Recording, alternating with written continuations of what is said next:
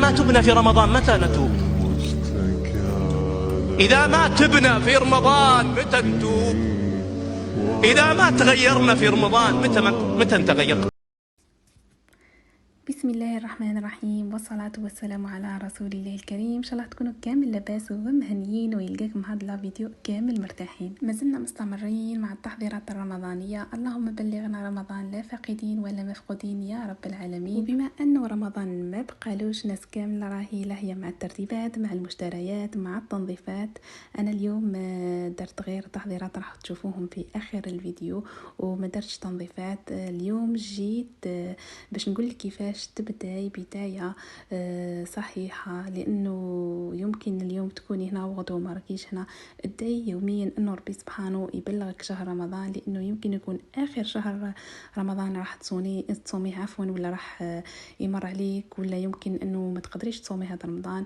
ولهذا جبت لك هذه الأهداف اللي لازم عليك تبداي بهم شهر رمضان بطريقة صحيحة. من أعظم الحاجات اللي لازم نستقبلوا بها رمضان يا البنات هي التوبة والاستغفار من كل ذنب وخطيئة، لأن الذنوب والمعاصي تمنع العبد من الطاعة.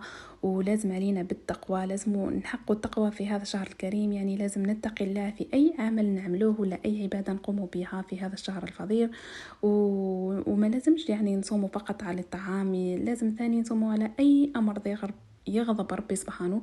وما نقولوش اللي جات، وما نزعفوش وما نتفرجوش ما هبه ودبه، ونقعدوا غير نشوفوا في المسلسلات وسكتشات ونقولوا رانا صايمين، وثاني في الصلاه ما نقبوهاش ونقول راني نصلي. لذلك لازم علينا نحققوا التقوى في هذا رمضان يا البنات. هذا الهدف الاول. ودوكاتيك نروحوا للهدف الثاني واللي هو المغفره. يعني لازم تسعاي وتجتهدي وتدخلي بنيه انه ربي راح يغفر لك بعد شهر رمضان. يعني في شهر رمضان كي تخرجي تقولي خلاص نحقق المغفره، طبعا يعني ما راكيش عارفه، لكن باذن الله مادام راكي داخله بهذه النيه ومجتهده راكي تخدمي في اعمالك راح يغفر لك باذن الله. والهدف الثالث هو الارتقاء في اعلى الجنان. يعني نحاولوا تكونوا العبادات تاوعنا على اكمل وجه، يعني نحاولوا تكون بخشوع وبلذه وبقرب، وندعي انه تكون اعلى الدرجات. يعني كل خطره راني نرتقي درجه بدرجه، ماشي نشوف الهدف تاعي صغير يعني المهم نروح للجنه وخلاص. لا ماشي المهم الجنه برك، المهم الارتقاء في الجنه، يعني اعالي الجنان. والهدف الرابع هو ادراك ليله القدر. تقولوا لي كيفاش ندركوها؟ نحاولوا نقوموا كل الليالي العشر الأخيرة.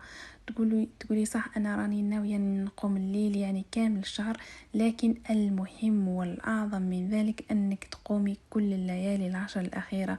يعني ما تنسي حتى ليلة، حتى إذا نسيتي شوية في الأيام الأولى وشوية تاونتي يمكن نسيتي خطرة ما نوضتيش ما فقتيش خطرة فاتك قيام الليل، في الأيام العشر الأواخر ما تخلي حتى ليلة. الهدف الخامس هو أني نخرج من هذا رمضان وأنا من الذاكرين الله كثيرا. كيفاش؟ دايما نحاول الذكر نتاعي ما نخليهش بتاتا، سواء بعد الصلاة في قيام الليل وانا نخدم في شغلي وانا ندور في الأذكار. يعني حاولي تدربي لسانك على الذكر، خاصة أذكار الصباح والمساء، ديري لهم وقت وقعدي معهم. والهدف السادس اللي لازم نخدم عليه في هذا رمضان هو العتق من النار. لازم عليا نحط هذا الهدف وهذا النية أني بإذن الله هذا الشهر أكتب من العتقاء من النار، وطبعا بالعمل والخشوع والتضرع وأيضا الدعاء والتقرب لله. المهم تكون هذه هي الأهداف اللي تدخلي بها وتبداي تسعي، وإن شاء الله بربي راح توصلي وين راكي حابة. فوالا البنات، كما شفتوا في اول الفيديو كنت طيبت لابيري، وكانت هذيك هي الطريقه تاعي وتجي بزاف بنينه. كل واحد كيفاش يطيبها، قولوا لي انتم كيفاش تطيبوا لابيري تاعكم. درت كسره رخصيص، وهنايا كانوا عندي طوماطيش كميه قليله، يعني هيا قلت نطيبهم ونحضرهم لرمضان. في برما درتهم قطعتهم برك ولحتهم وخليتهم يغليوا وحتى نشربوا هذاك الماء اللي طلقوه. ابري صفيتهم في الصفايه كما شفتوا، صفيتهم من القشره ومن الزريعه، وفوالا درتهم هنايا في لي ميني كوبلي هكايا، ونحطهم في المجمد وكي نسحق نجبد بالكوبلي. وهنايا نشفت الكوزينه تنشيفه خفيفه ظريفه. بون البنات قولوا لي حاجه، اسكو نتوما مع او ضد التحضيرات الرمضانيه؟ بون انايا ما نديرش تحضيرات كبيره لرمضان ابار الميناج وتوجد الفريك ولي زيبيس، وكما هذه لاصوص طوماط تسمى باينه توجور نديرها ماشي غير زعما في رمضان. هي صح تنقص عليك الوقفه في الكوزينه 100% ما نديرو والو. هيا قولوا لي في لي كومونتير شكون كيما انا نديروا الصف. ابار تاني ندير الاجواء الرمضانيه هكا ديكورات تاع رمضان. على بالكم هنايا في الغربه ماشي كيما في الجزائر بنت رمضان وحدها سبيسيال، مي هنايا لازم شغل الاجواء انت اللي ديريهم انت اللي تصنعيهم هكا باش تحسي بهذوك الاجواء العائليه منا. هي صح الحاجه اللي تسرق منها وقت بزاف في رمضان هي الكوزينه. ورمضان يا البنات كما ديما نقول لكم هو مدرسه ايمانيه قبل ما يكون موسم تاع الطبخ. يعني لازم تاني نوجدوا الادعيه اللي لازم نلحوا فيها في رمضان ونقسموها على الاوقات اللي يستجاب فيها الدعاء. وباش نقصوا علينا ثاني الضغط في رمضان لازم نديروا خطه ذكيه مسبقه. بار اكزومبل نديروا قائمه الاكلات اللي لازم نطيبوها وتكون وصفات سهله وبسيطه وصحيه وعلاش لا. وهذا البروغرام يا البنات لازم نديروه اسبوعيا باش ما نبقاوش كل نهار نخمو واش نديروا واش نطيبوا.